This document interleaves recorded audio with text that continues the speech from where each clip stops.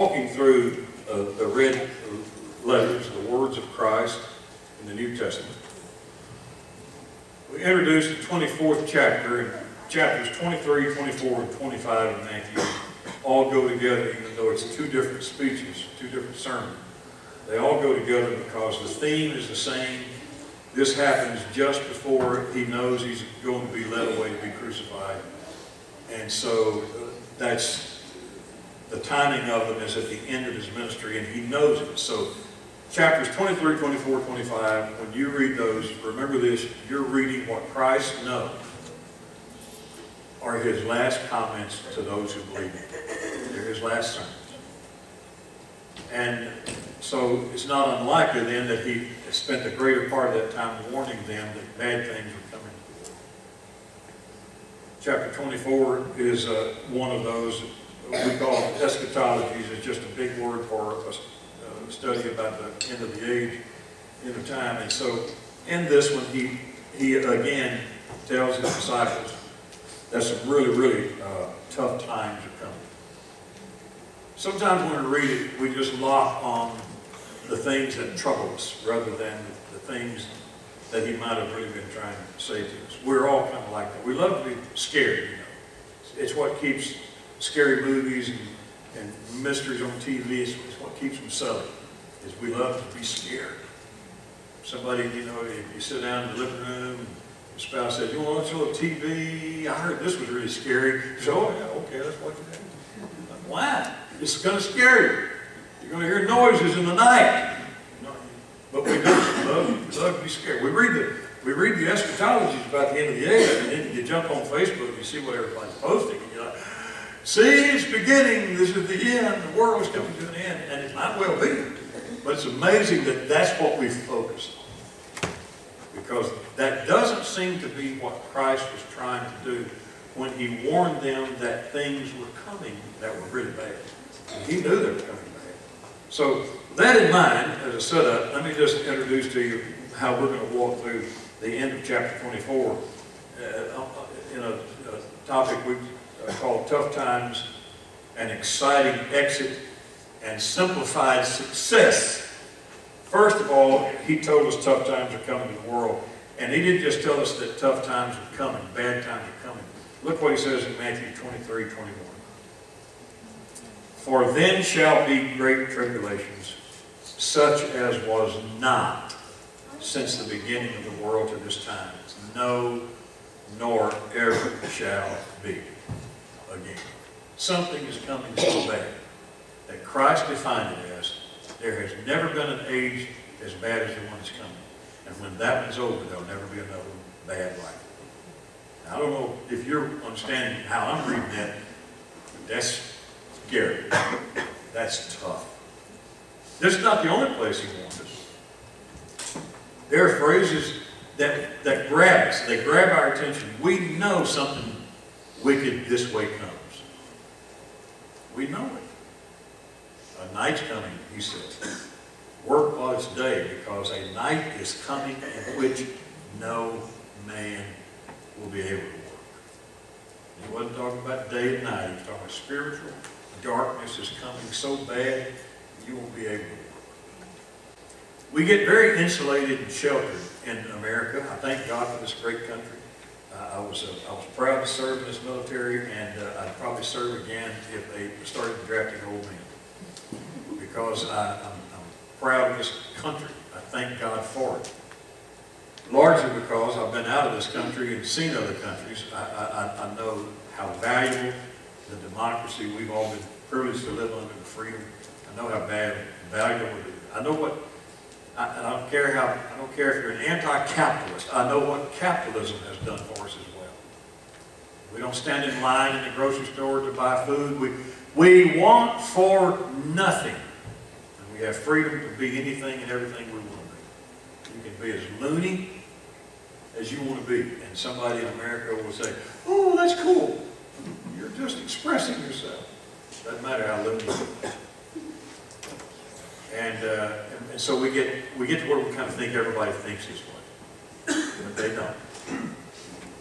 I resist the temptations because we have children in here as well, And I resist the temptation to bring in videos and pictures of things that are happening to your fellow Christians around the world. But you must surely know by now that in 57 countries of our globe, it is against the law to convert to Christianity. That in 57 countries of our world, not primitive, backward countries as we would think some countries to be, but places that have more oil-rich money than America has ever had, skyscrapers that make ours look pitiful, golf courses that are immaculate, major tournaments played on, and a woman can't drive, and a man can marry a 9-year-old girl, consummate the marriage when she's 12, and beat her in a public street if she doesn't behave. And don't start acting like, hey, that's not bad, where is that? Because you know better. Man or not, you know better. You know that's pitiful. And you know what's going on. And you know that Christians are losing their lives, and you know that 800,000 Christians, I don't care how many times I say, well, at least 100,000 Christians have been executed. We know better than that. We know at least 800,000 have disappeared from the counting of heads in Iraq alone. And yet our press will say, well, hey, if just 100,000 have been killed because they're Christian, shouldn't, like a generation ago, wouldn't politicians have been screaming all over America that this was going on in the world? It's getting dark outside the light that you and I are accustomed to. And if this bright light here, this bastion of freedom that America has been, this country that used to try to demand that other nations exercise freedom, this country that used to stand up for the rights of others in other countries, when this one goes dark, there's a darkness coming like nobody can imagine. So bad that Jesus described it the way he just did in this verse. There has never been a time before like the one that's coming. When it's done, there will never be another one like it after. That's how bad it's going. I don't know about you, but just hearing that is enough to get my attention and want to know, well, what would Christ tell me to do? But I'm telling you that when you walk through these verses, we're not going to read the whole chapter. I'm talking about the whole rest of the chapter that we didn't talk about. When you walk through them, you're going to get the sense of the few things I put on the screen just to say about the tough times. That basically Christ is going to tell us to know that he is in complete control. That we should not fear that the world is out of control. All we should do is prepare our families for less here and more there. I'm talking about heaven. And we should learn how to build faith in our families, our hearts, our kids, because that's the key to survival over what's coming. And you're going to see that as we walk through a couple more verses. But the reason I put this statement up for you to understand that all I can say when I see what's happening in the world is, it's got to be God. The reason I say it's got to be God is because common sense seems to have gone out the door, doesn't it? You can't even argue anymore in court because common sense and logic and reasoning doesn't seem to apply there. You can say loudly to somebody, now wait a minute, if you're going to force the girls in one public school class to wear the complicit clothing of Islam, and you're going to take them to a mosque, and they're going to have a field trip to a mosque and wear that clothing, and they're going to recite the pillars of Islam while they're there, and they're going to acknowledge there is no God but Allah. They're going to do all that just as a field experiment, a project. I get it.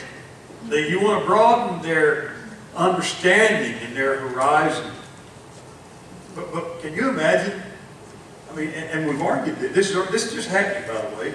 You know, it's being argued right now in a school district, and it's going to go to a court because they're like, well, what if you took them all to a Catholic church? Let's just take all the children in the class down to a Catholic church. Let's teach them when to kneel, when to stand up. Let's give them a rosary. Let's teach them how you properly address the Virgin Mary. Let's teach them about Jesus Christ and his crucifixion. And let's make them all repeat a prayer, a sinner's prayer, a prayer. Can you imagine the outcry that your neighbors and the parents of other, I mean, it would just be like horrible. My God, you're trying to drag religion into school. And yet, the powers that be, the school superintendents who should have just shut that down and said, no, wait, it doesn't matter what your motive might be. We have to look at it from both sides of the coin. We're losing the other side of the coin rapidly in America. I routinely put the addresses of our senators and the congressmen in our bulletin, just hoping that you'll sometime take time to email them your opinions about certain things coming up.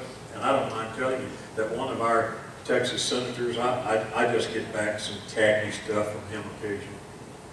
When I send what I think is my opinion, and I say, I would hope that you take a conservative and Christian stance on this, and I would hope blah, blah, blah. And then I just get back a little generic, tacky response that he's doing all he can do, and basically I just don't understand all the ramifications involved with making policy decisions and what have you. In other words, I got to compromise to get what I want. You don't understand, and you're not really smart enough for me to explain it all to you. So I've got little curt responses back from one of our illustrious senators until I read them, realizing, well, we can't get anything done anymore through Congress or through judges. It's scary.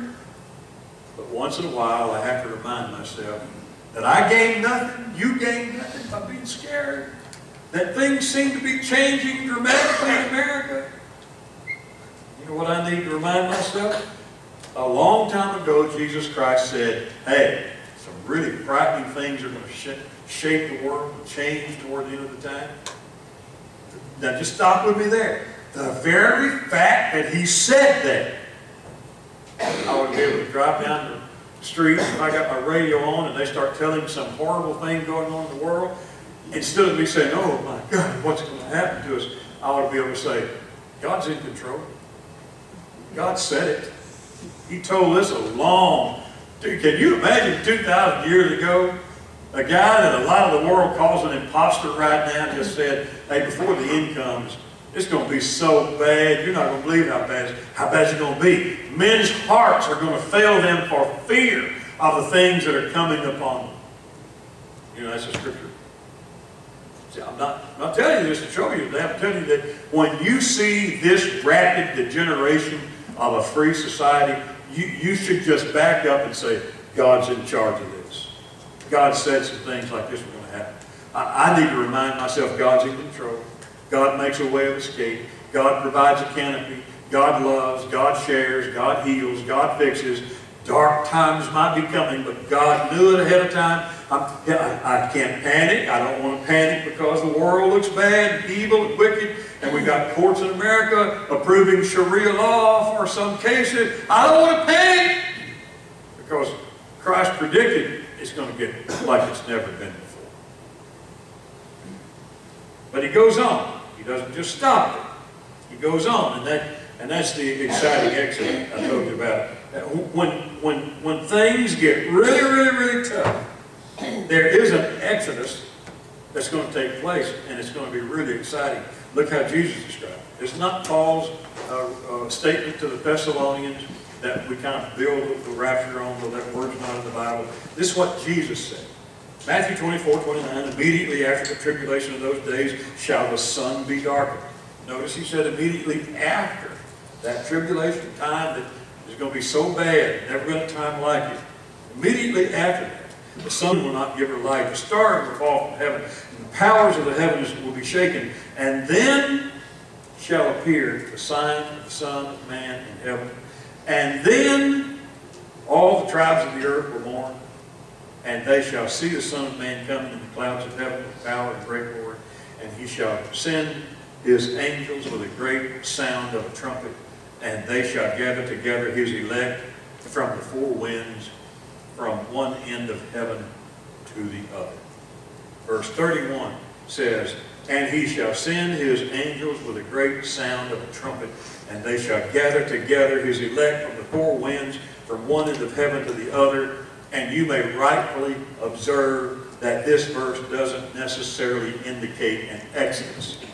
Maybe he's just going to gather them together for some place to try to hang on and survive, you could say, after you read verse 31. But if you quit there, you stop short of his explanation. He explains it by continuing to say this: 2 will be in the field, 1 will vanish. King James says 1 will be taken. 1 will be left behind. Verse 41, 2 will be working at the grinding wheel. 2 will be doing whatever they do at their job, on the job. And suddenly 1 will be taken, and the other will be left. It was on this promise of Jesus that Paul would write his "in the twinkling of an eye" statement. And then, in the twinkling, or as quick as you can blink an eye, we shall be changed from corruptible to incorruptible. We will pass from here to there in the blink of an eye, Paul said, referencing what Christ had said about 1 will be taken, the other will be. Such a sudden separation should make us gasp. Which one will be taken? Which one will be left? Let's just assume we could even say there might be a husband and wife. 1 left, the other taken. Which of you will it be? Who's going up? Who's... Well, come Wednesday night, we'll resolve this little crisis that you're fixing to have when you get in the car on your way to lunch today. It's not about that after all. Then he goes on to simplify success. Look what he says in verse 46. I didn't put scripture up on the wall, I don't think. So let me just tell you from these last few verses, if they're not up on the wall.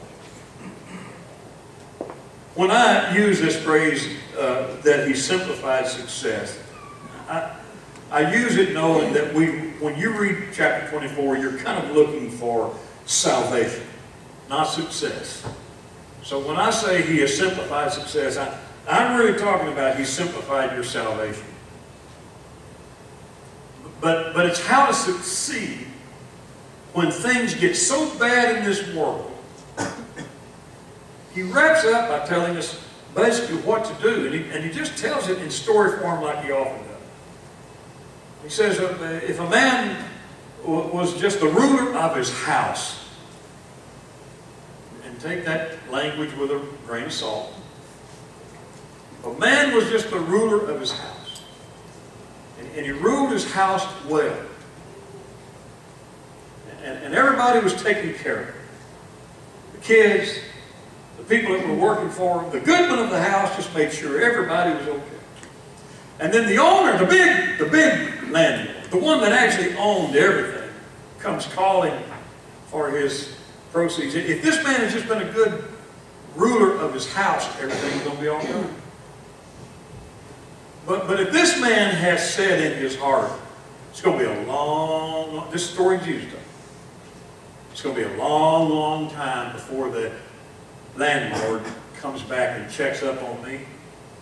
And so in the interim, he is rough and abusive to those in his household. He's mean. And then the landlord comes unexpectedly and comes back quicker than he thought he might come back. The landlord is going to punish the ruler that he left in charge because he didn't do well. And he's not going to succeed in eternity. He's not going to be saved, if you want to use that language. And it's a very simple story to be telling at the end of warning us about the wicked time that's coming. You got to think, why would he tell such a, my gosh, you just told us the world's going to get worse than ever, and now you're just telling us if a man just rules his house well. So just walk through a couple of screens with me up here. If all he's called you to do is just manage your household well, then just do that. Now watch what Christ does in this simple story. I don't know if I'll say it in the right words, but Christ is about to take a load of guilt, of aimless and pointless guilt off of all of us. So just watch the language I put on the screen just to kind of explain the story. If all he's asked you to do is be a ruler of your house, forget the world and the wickedness. He didn't ask you to solve it. He just asked you to take care of your household. Then just do that. Do it well. Stay put right there. Be a good manager. Be a good husband. Be a good wife. Be a good mom or dad. Just manage your affairs right there. And if you do, you'll be, his praise was blessed. And we translate that a couple of different ways. One means be happy. One means be favored. Either way, you're not losing, you're winning. You're favored by God, or if you're happy. Whatever you do, don't do this. Don't say, well, he hadn't come yet, and my granddad thought he was coming, and my dad thought he was coming, and he hadn't come yet, so I can pretty much eat and drink like I want to, live like I want to. Now I'm borrowing from his language. Put me up there. I'm borrowing from his, you see the quotes, those are his phrases. Jesus, at the end of telling us bad time to come, he said, if you smite your fellow servants, people that work with you, you criticize them, you insult them, you run them down, you punish them, you trick them, you deceive them, and you decide that I'm just going to live it up, eat and drink with the drunkard. He may be oversimplifying it, but you get it, don't you? I don't know if you know any drunkards or not. I bet you do. But you know some people that revel in self-indulgence. Drug addicts, drug users, alcoholics. People who just want to feed the body and forget the soul. Sexually immoral people. Men who brag because of how many women they had or have. And all Christ is trying to say is, take care of what I ask you to take care of and stay away from it. So if you think he oversimplified, maybe he did. Do what you were put here to do. Don't think you were put here to change the world. He's already designed the world to come to this end. Don't practice meanness and selfishness because you think he's not coming back, and for that simple effort, you'll be blessed by God. So I say that hoping I can make a simple point here, and I may overdo it. There's a book coming out that I have a story in, in a week or two, the Chicken Soup for the Soul series on, and this one's called Hope and Inspiration. And I sent them a story, and they bought it, and it's coming out in this new book coming out in a week or so. There's a part of me when I read that story, there's a part of me that's a little embarrassed because I'm thinking, man, you might read it. You might buy that book. I might sign it for you if you do. You might hang on and don't buy it in the store because I can probably get it for you for $10 instead of $15 right here. But there's a part of me that says when you read that story, you're going to read it and think, oh my God, was he ever that depressed? Because I write about a moment of depression in my life while I was pastoring a church. The answer is yes, I was. Could anybody have known it when they walked by me? No, they couldn't. Because typically we don't wear our depressions and our fears out here for you to see them, do we? I have tried to be transparent in my writings. In fact, every story they bought, this is the third one they bought, they've all been reflections of my transparency. I think I go through what you go through. I don't think I'm unique and different. I think that I just have the writer's platform and I get to sell a story and put the story out, but I bet you feel the same way. I'll bet, for example, that there are men in here who might even be in that place I was in 30 years ago, emotionally and spiritually right now, where you wonder. You get to a place, sometimes it occurs early, sometimes it occurs in midlife in your 40s, sometimes it comes along a little way. I'm just talking to you men now. Ladies, just file your fingernails or something. But most men that I know eventually come to a place where they wonder, like Peggy Lee's song from my early generation. Peggy Lee wrote a song called "Is That All There Is?" And she asked that question, is that all there is? My friend, then let's keep dancing, because there's nothing has value, nothing has meaning. Some of you men know exactly what I'm talking about. You awakened on some days and wondered, why am I doing what I'm doing? What's the point? Is there any meaning to anything I'm doing? I got no purpose. Am I ever going to achieve anything anybody cares about?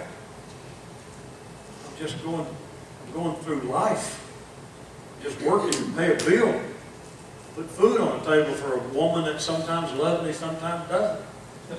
Doesn't know me. Doesn't know me. Hang on, I'm being nice. But most men in this room don't think their spouses know. And they might be right. And if they're right, it's because we men don't tell everything ad nauseum like other genders in the world do. We keep it bottled up. We don't tell. You know it's the truth. How many times have you heard somebody did something, a man did something out of character, off the wall, impulsive, spontaneous? What? He did what? He left his wife? He what? He quit his job? He's where? That's not like him. No. It's not like him that you knew. But he'd been stewing on that for a long, long time. Because he'd been unhappy, miserable. It's all in here. And somewhere in life, he just looks at what he's got, and it doesn't matter if he's got a wife and kid. I had 2 kids. When the story that I wrote for that book, when that story, when that took place in my life, I had 2 kids. Nobody would ever have looked at my life and said, he's a failure, but I felt like I was a failure because I hadn't accomplished some things I wanted to accomplish. I hadn't accomplished anything notable or worthwhile. I didn't know if my life had any real purpose or meaning. I didn't think I'd done anything significant for God. Didn't know how to, if I ever could. I just felt like a nothing except a bill payer. Working a job for a man I didn't like, paying bills that I didn't always accumulate. Felt like it was, everything I'm paying for, my kids, my wife, not for me. I didn't have the motorcycles and the boats I wanted, or anything I wanted. It always. And at some point, a man just says, man, I just don't know if I've got anything to work in here or not. I know it sounds like it's got nothing to do with today's sermon, but it does. Because the closer we get to the end of this age, the more you're going to look at your life and wonder if you've ever done anything for God or not.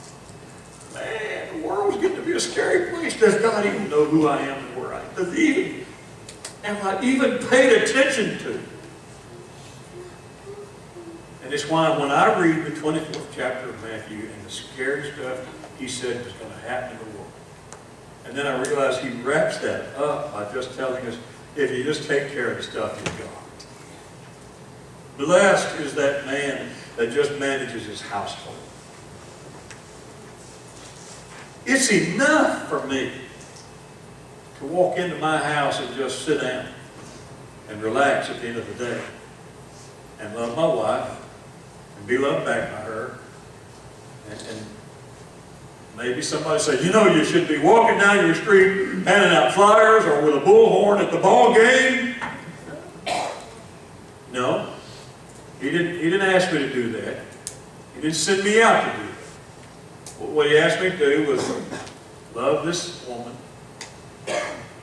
love those kids, do the best I can, pay the bills necessary, manage it, get along with my fellow servants, treat everybody kindly. Not everybody does that. No, they don't. No, they don't. And it doesn't matter if you thought they did or not. I'm wrapping up chapter 24 with its gloom and doom prediction. And when I come to the end of that, I want Jesus to say, here's how you're going to escape. If you do this secret, and you do that secret, and you do that secret, and you understand this theology, don't you worry. I'm going to put a little cover over you, and you're going to sneak through the dark tribulation. I want him to tell me how to escape. And then he does. And then I need more. I don't want to accept that. But I'm telling you, he wraps up chapter 24 by just saying, if I have asked you to just manage your household, and you do that well, blessed. But Lord, shouldn't I be Facebook blogging every day and warning people out there that it's going to get bad? And shouldn't I be bombarding the world with my Twitter account? Because they owe me. I read that stuff. I just want to die from that. I turn on my radio in the truck and I'm like, oh my God, I don't even know if I can get to work. Should I even go to work today? It's so bad. Man, somewhere we have to remember there's a verse that says, who has believed the Lord's report? And remember how the New Testament wraps up with a very simple challenge to all of us. Whatsoever things are pure, whatsoever things are lovely, whatsoever things are of good report, if there be any virtue, if there be any praise, think on these things. Do you think on good things and good reports? Or do you think on, oh dear God, that's another sermon and I don't have time for that sermon. Do you just watch gossip television and 5 women sitting around hacking people to death on TV about how many times they've had how many people, and God. Television is such a mental wasteland. People magazine and Us magazine. You go to the checkout at the grocery store and you're bombarded with nothing but gossip. Inquirer, People, Us. And I get up there and I'll be behind some man. I'll be behind some man and he'll just be picking them off and looking through them to see if he can read the best story without paying for it. You get another one and he'll put one in his basket. God, how do you feed yourself gossip and smutty slander and smearing and junk and adultery and fornication and lying? And how do you read that and watch that and then get up and treat everybody in your life sweetly and kindly and demonstrate love and the love and patience of Christ? Think on things that are pure and lovely and of good report. My wife can tell you, over the years, she learned to quit saying anything bad she had. She heard something bad. Did you hear him saying that it's possible that so-and-so? And so, she just doesn't bother anymore. The good thing is, we both learned along the way in ministry that if we sit around and look at the bad things people have done, we pretty soon just kind of lose hope and inspiration ourselves. Our pride in you in this church.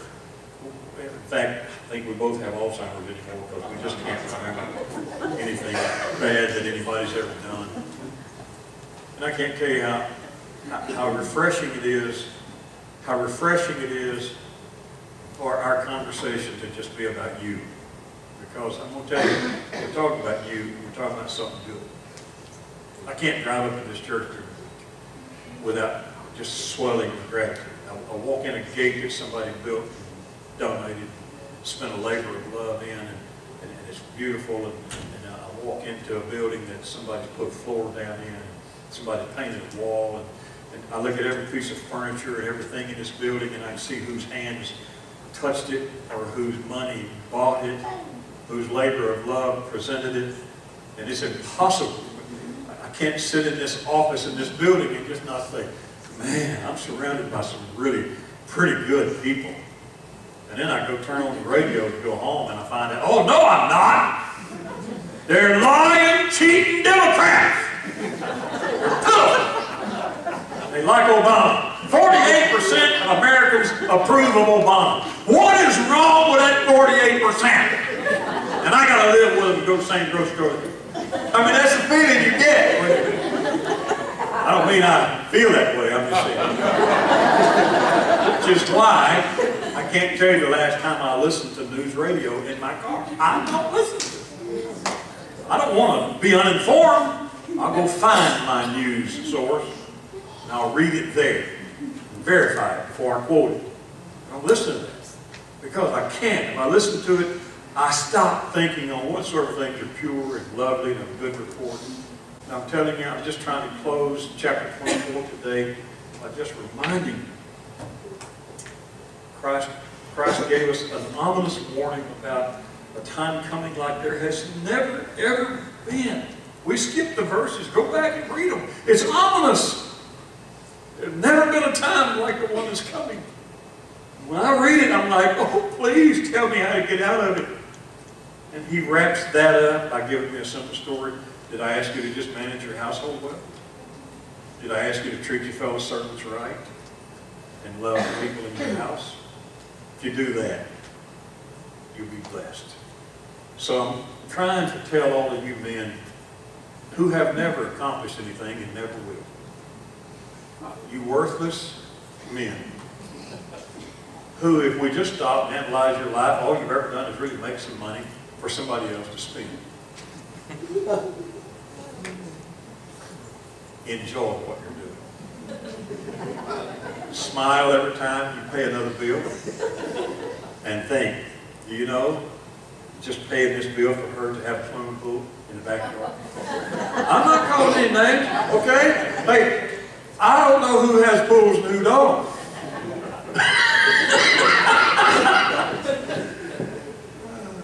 Leo and I were sharing a verse from Ecclesiastes last week or two ago. If you're 40 years old and you're a man, 40 and older, you hadn't read the book of Ecclesiastes in a long time, that's your book. That woman won't even, I'm sorry for this, but you won't even understand the book of Ecclesiastes in your book. But if you're a man from mid-40s up, read the book of Ecclesiastes. It is your book. Because he basically says, hey, everything is meaningless. Everything I'm doing is meaningless. Therefore, what shall I do? And he answers it. I will enjoy the fruit of my labor. I'll work and I'll enjoy it. And you say, well, that's self-indulgent. No. Trying to take some guilt off of you today. Christ was trying to tell you, hey, when you start seeing things shape up, don't think I'm asking you to be crusaders. I use that word carefully. Don't think I'm asking you to go out there and solve the problems of the world. I'm the one who told you they were coming. What I ask you to do, as it starts getting dark, you just keep doing what I told you. Manage your household. Love the people in it. Stand there. I didn't say it well, I'm sorry. It was just kind of to me. It was just my message to me. I'm trying to be a good husband, a good man, a good father, a good grandfather. I'm trying to be a good pastor. I'm not trying to set the world on fire, yours or mine. And I'm trying to solve the world's problems. Jesus is the one who told us they were coming. It'd be crazy for me to be out there trying to fix it all with it. Hey, I'm going to fix it. As Jesus said it was coming. You're trying to fix stuff He's already told us was happening. He didn't tell me to go out and fix it all. He just said, hey, manage your life with love, patience, kindness. Take the guilt off today. Love your God and love where God has put you. Manage that little corner of your world to the best of your ability. Father, thank you today. Thank you for the kindness of your word. Thank you for the promise of your word. Forgive us for fear because it's not supposed to live in us. You taught us that perfect love would cast out all fear. And so help us to just trust you and rely on you and remind ourselves that we are but human. We are only men. You didn't ask us to do anything other than love you and love our neighbor, our wife, our kids, our friends as ourselves. Thank you for the promises. We know the world is changing. We see it every day. We feel helpless, and sometimes we feel a little hopeless. But remind us through your word, you never ask of us anything impossible for us to do. We're right where you want us to be. We're doing right what you want us to do today. And that's enough. Remind us that it's enough. In Jesus' name.